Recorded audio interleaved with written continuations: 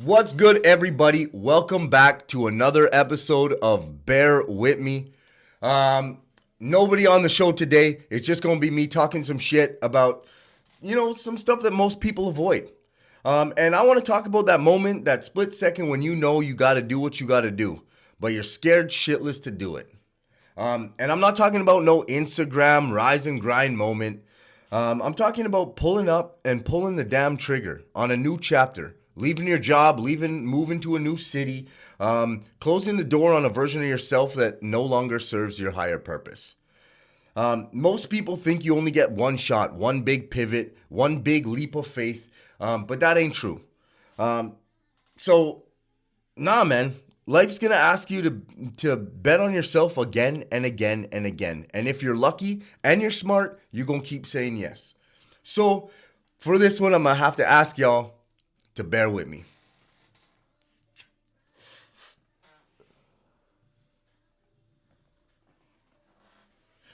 All right. So welcome back to the show. Like I said, uh, I'm just gonna jump right back into it and kind of talk about me and how I pulled the trigger and how I've been dealing with all this kind of shit, right? So back in 2015 was the first real time that I pulled the trigger.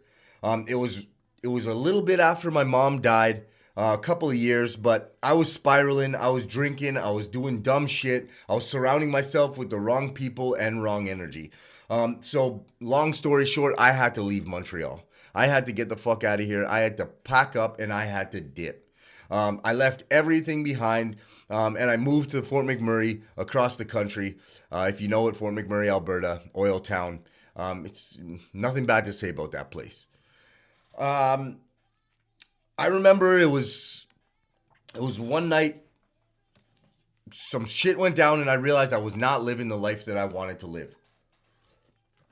And at that time, I owned the semi-pro football team in Montreal, and my coach called me and was like, "Yo, there's a new team opening up in Fort McMurray. We can pursue football out there, but at the same time, you can get yourself a real job if football don't pan out. So you can come out there and we'll go fuck it up over there, and we'll make some money at the same time." And I was like, you know what? I need to get out of here. Um, yeah, let's do it. So we packed up everything within 3 days and I left. I pulled the trigger. I dipped to Fort McMurray. I told my brother, I told my dad, I said, yo, my key is under my my doormat. Go take whatever you want. My fish tank, my shoes, my clothes, my bed. I don't care. I'm not coming back. I packed up I remember I packed up a couple of pairs of sweatpants. I packed up a couple of pairs of clothes, my protein, my all my supplements, and we just dipped. I took a TV too, I think. But we took nothing. We were like, I'm never coming back. It was me and my boy. We drove across Canada, got to Fort Mac, um, and I got to Fort Mac. I ended up playing football. I got out there. I did landscaping, and I was a door guy at like the busiest bar in town. And through that time, I was still kind of getting caught up in that drinking, girls, drugs.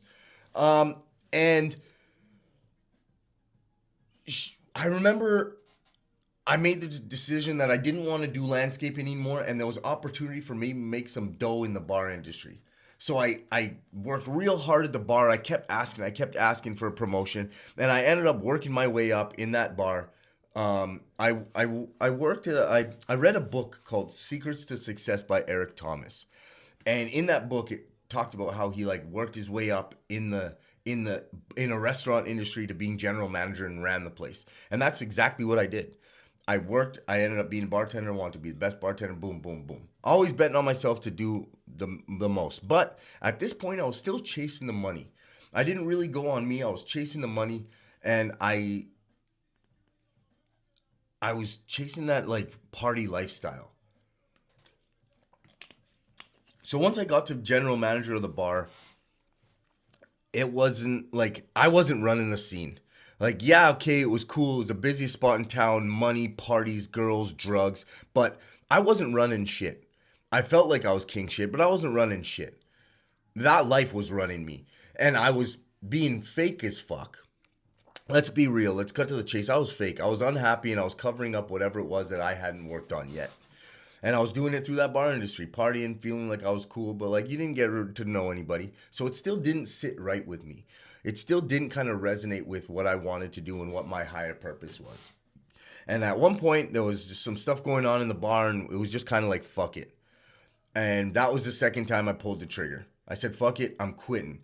Quit that security, ditch that lifestyle, and I went all in on fitness. I knew I loved fitness. The one thing through all the bullshit that had happened so far in my life, even though that was just the beginning of it, was the gym. The gym was there for me. That iron listened to my sob stories. It felt my pain, and it gave me a better, more strong, and resilient body in the process of me being able to use that outlet. And I realized that like the gym was my life. I love it more than anything. Everything I've done has been revolved around physical activity and the gym. And it kind of clicked for me that that's what I wanted to do. So I quit that job. And I went all in for that. I registered for my first bodybuilding show. And I started running my own personal training business. That's when bulk fitness first started, right before COVID. And it was booming. Like I was doing 12 clients a day, 6, 7 days a week. I was just making dough. Life was good. And then COVID hit.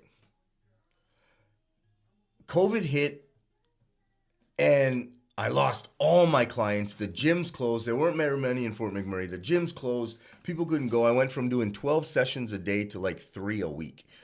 So I tried building a gym in the basement of the house I had. I tried working out of there, but then there was fees if you got caught during COVID. There was all these regulations. It just didn't work.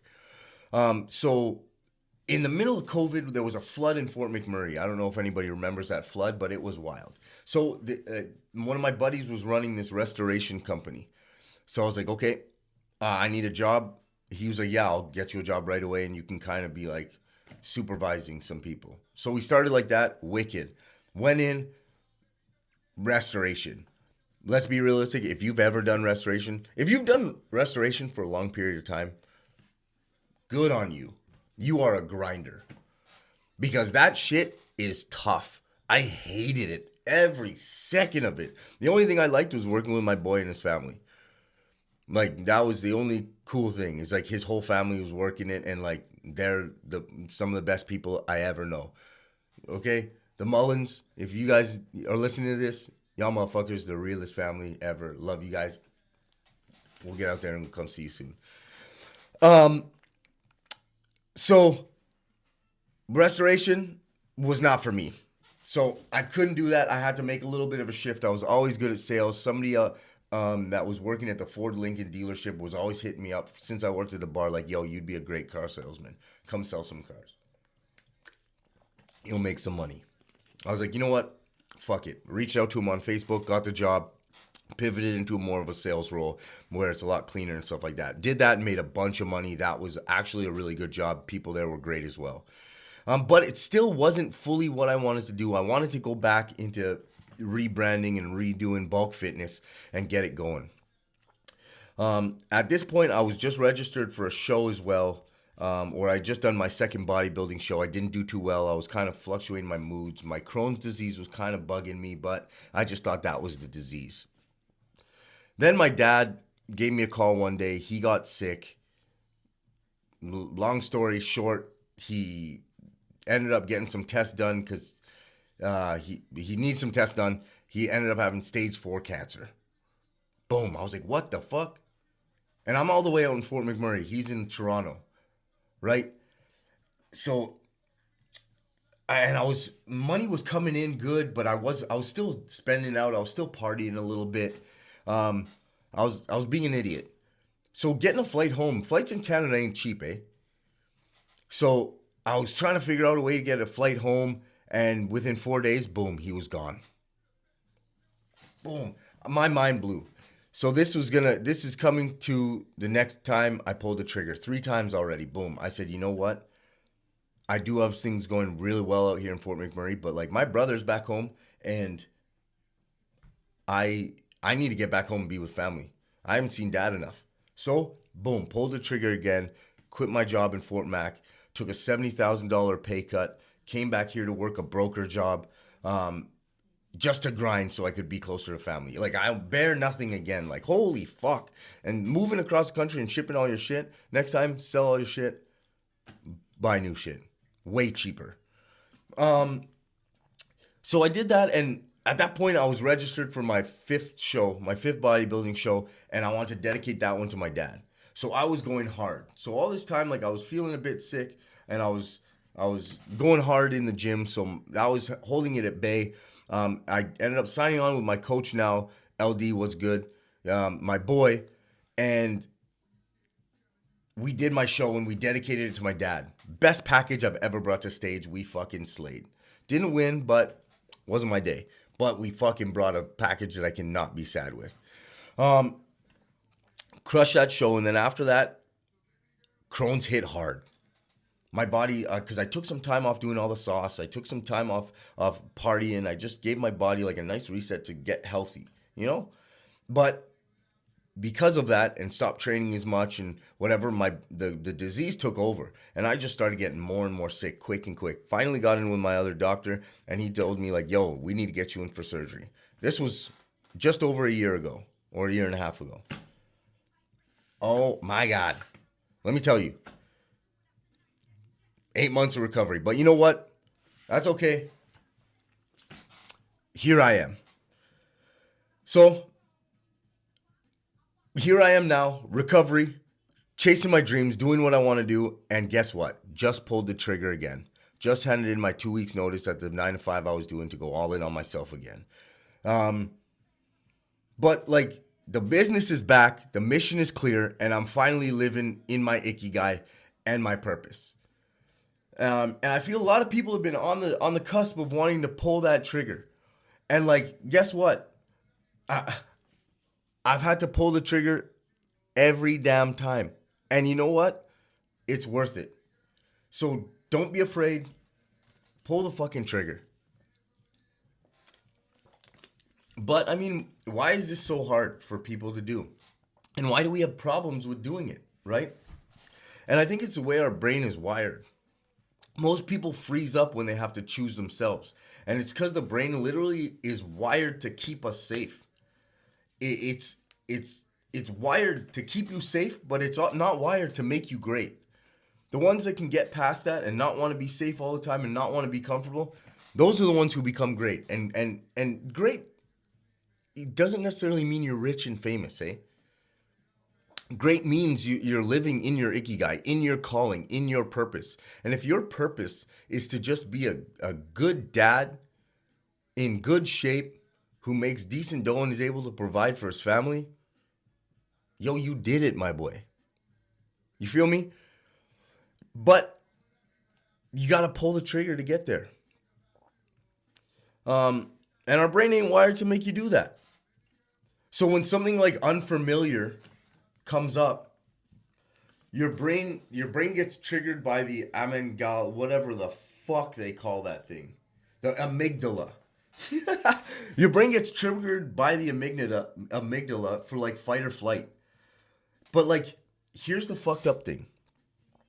When you keep stepping into the unknown and you keep pulling the trigger and going and making yourself uncomfortable and getting yourself in those uncomfortable situations, your brain literally starts to rewire itself. That's neuroplasticity 101. No, I'm not smart, but that's neuroplasticity 101. So every time you make yourself uncomfortable and you do those things you don't want to do, your brain is actually getting bigger and better and rewiring itself to be the shit. There's some doctors, names like Michael, I gotta find it. Michael Merzenchi, I don't even know. But he's one of the top neuroscientists in the space. And he says that our brain remains malleable like our entire lives, which means every single time you do a bold move or a bold shift or you put yourself in an uncomfortable situation where you like feel it in your gut and you have no choice but to make it work, like that reshapes your mind. It makes it more resilient and more capable of doing things and getting you where you want to do. You're able to adapt more, right?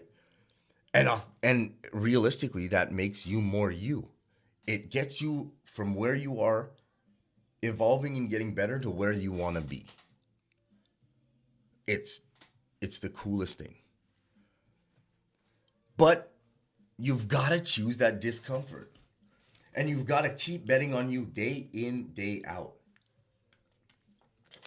Unapologetically.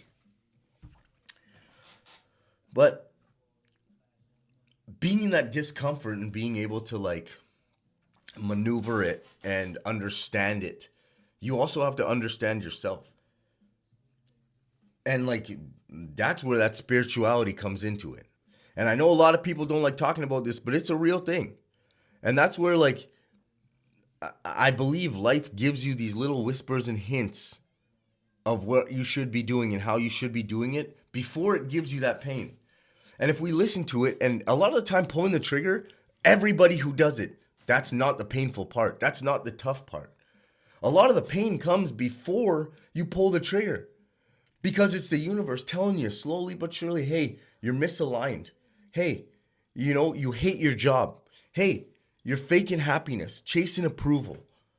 You feel tired. You feel it literally in your gut every day. You hate it until something happens and you have to get slapped in the fucking face.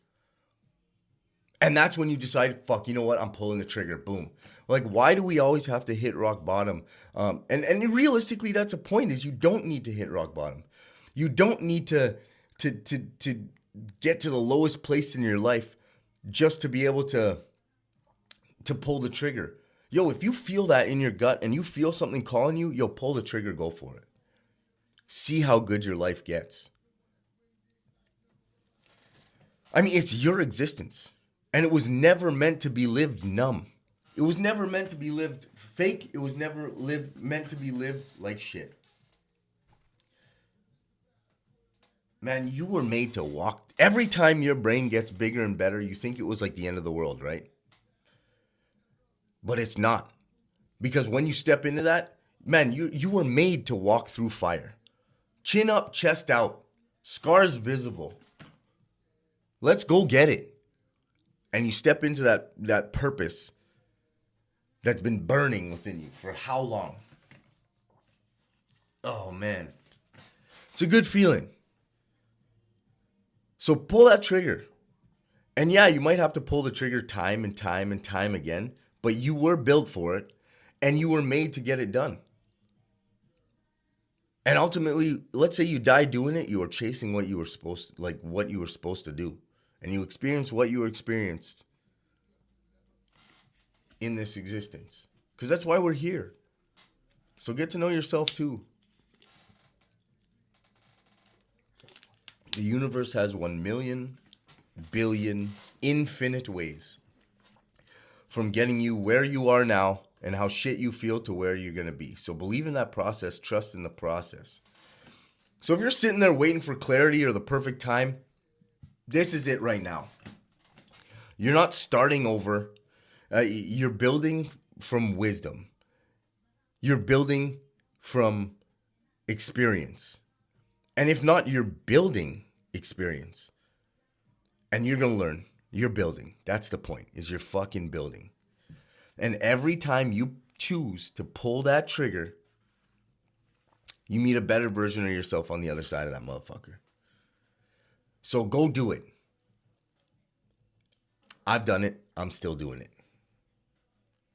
But I mean, that's my rant. I got Avocado here meowing at me.